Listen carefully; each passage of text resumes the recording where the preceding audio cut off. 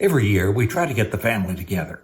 On the even-numbered years, that's generally at Christmas, and on the odd number of years, that's at Thanksgiving, leaving time for their in-laws in there.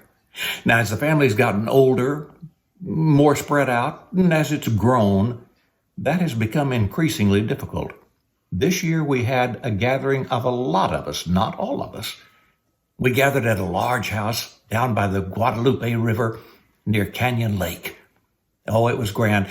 See, all the grandkids love to be together, even if some of them do climb trees. We had Judy right in the middle of her granddaughters, and she likes that. And then I think of how that there was a granddaughter and a great-granddaughter who are about the same age, and they love to play together.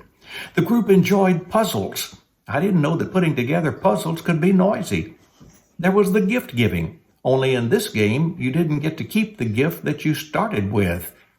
Some of the kids like to sleep late in the morning. I showed them how to take an afternoon nap. One of the beauties of being there was the peaceful Guadalupe River. Shallow, moving slowly, beautiful.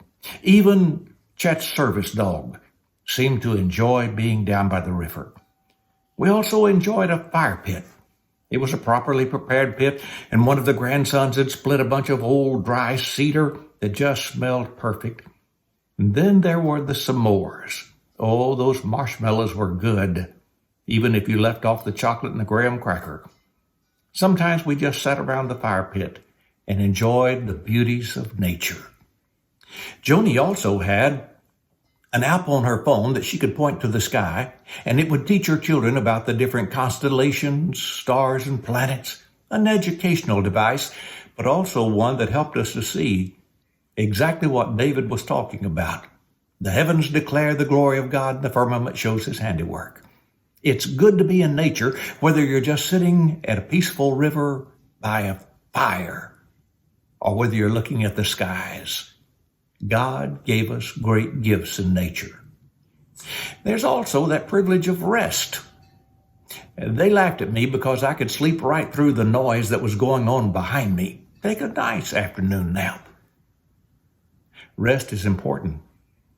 Mark chapter 6, verse 31 says that Jesus told the disciples, "Come apart and rest yourselves for a while." And Mark explains that there was so much going and coming from the people who were interested in Jesus and the teachings and the miracles that they couldn't find any time for themselves. I remind you that in the Old Testament, the seventh day, the Sabbath day, was a day of rest. By the way, it was never designated as a day of worship, but rather as a day of rest. And conversely, in the New Testament, Sunday is described as a day of worship and never called a day of rest. When you put together these three great values, you see just how richly blessed we are. I'm talking about family, nature, and of course, rest. Combine them if you can, but even if you just focus on one of them, learn to be refreshed by it, and then you'll be ready for life, perhaps in a new year, whatever life may bring.